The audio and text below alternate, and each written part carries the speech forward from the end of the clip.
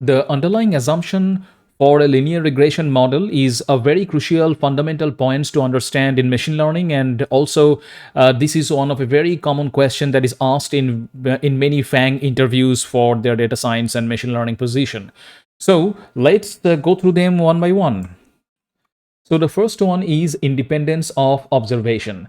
Independence means that there is no relationship between the different examples. This is not something that can be deduced by looking at the data itself. Rather, the data collection process is more likely to give an answer to this. If the independent variables are not linearly independent of each other, the uniqueness of the least square solution or normal equation solution is lost. A clear case of an example of dependent observation, that is which is what we do not want, can occur when you are using time series. For example, imagine a daily data measurement of a certain value. In this case, the value of today is closer to the value of yesterday than the value of a long time ago.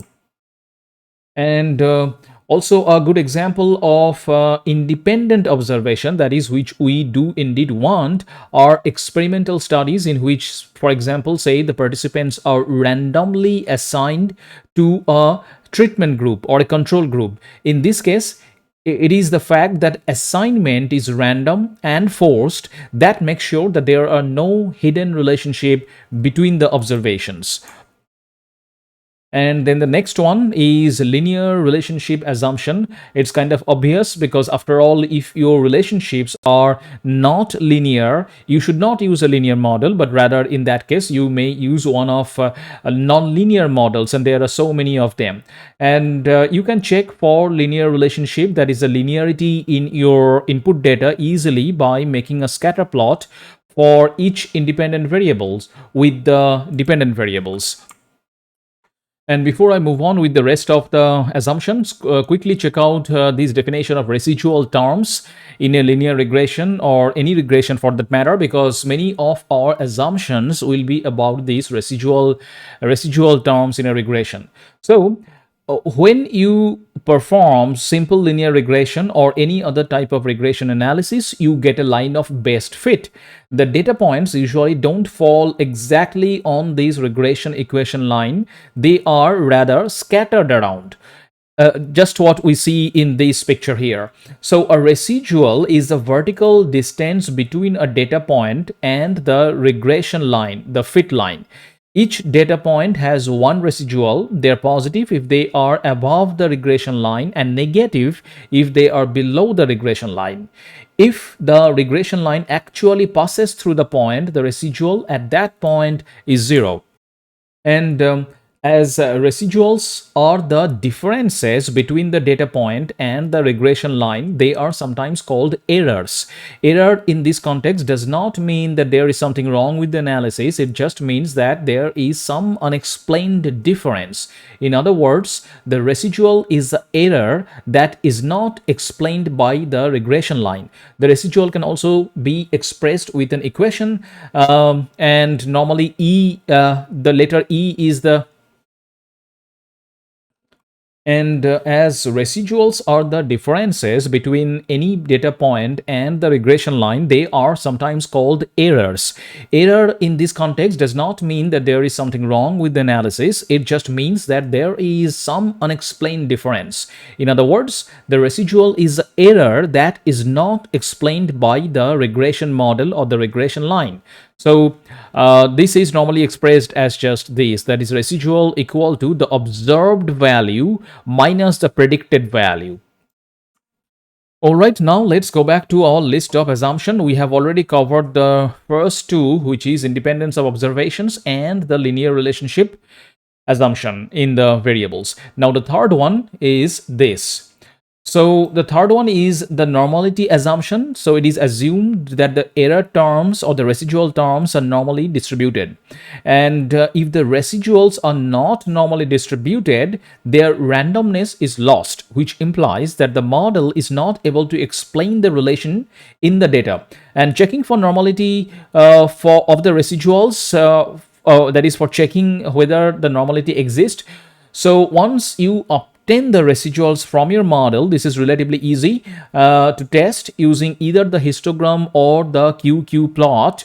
And here I have a QQ plot, for example. So QQ plot are a bit harder to read, but they are more precise to interpret. So what you need to look at this plot, QQ plot, is whether the points are on the straight line going from bottom left to top right corner here.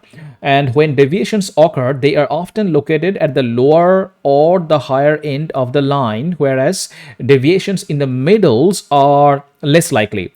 So if you see any type of an S form, an exponential curve or another shape than a straight line, this means you have a problem. Your model is probably not correctly specified. Probably you are missing some variables, or maybe your relationships are not actually linear. You may want to try out nonlinear models or other specifications of the linear model.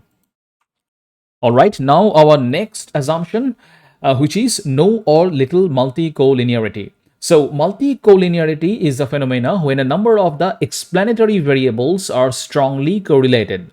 So why do you want to have strong correlations between each independent variable and the dependent variables, but no correlation between independent variables? The reason is that if two independent variables are correlated, they explain the same information. The model will not be able to know which of the two variables is actually responsible for a change in the dependent variable. You can test for multicollinearity problem using the variance inflation factor, or VIF in short. The VIF indicates for an independent variables how much it is correlated to the other independent variables. And the next assumption in our list is homoscedasticity assumption. So here it is assumed that the residual terms have the same variance. And the best way to check for homoscedasticity is to make a scatter plot with the residuals against the dependent variables like this, what we see right here. So homoscedasticity means a constant error. You are looking for a constant deviation of the points from the zero line. In the current case, you clearly see two outliers on the top right, that is right here. Yeah. And in the rest of the points, you also see more points to the top and less to the bottom. This clearly does not look like a constant variance around the zero line. And if you violate homoscedasticity, which is what it looks like right here in this particular plotting of the input data, this means that is, if you violate homoscedasticity, that will mean you have heteroscedasticity. You may want to do some work on your input data. In that case, maybe you have some variables to add or remove. Another solution is to do transformations, like applying a logistic or square root transformation to the dependent variables. And there are quite a few other techniques as well, but that's the topic, that's a different topic altogether, that how to deal with heteroscedasticity in your input data. Now, moving on with our list of assumptions, the next one is that all independent variables are uncorrelated with the error term. If this happens, then it is likely that you have a case of misspecified model. And then the next one, that is a number 7, the observation of the error terms are uncorrelated with each other. That's again kind of obvious looking at our previous example. That is, it's kind of a multi-collinear situation with the residual term. And now number 8 one is assumption about the residuals, which is there should be zero mean assumption, zero mean. That is, it is assumed that the residuals have a mean value of 0. Alright, that pretty much wraps up this video. If you have liked this one, smash the like button. And also do subscribe, because I'm going to do many interesting NLP projects over the coming days and weeks. So see you in the next one. Thank you very much for watching.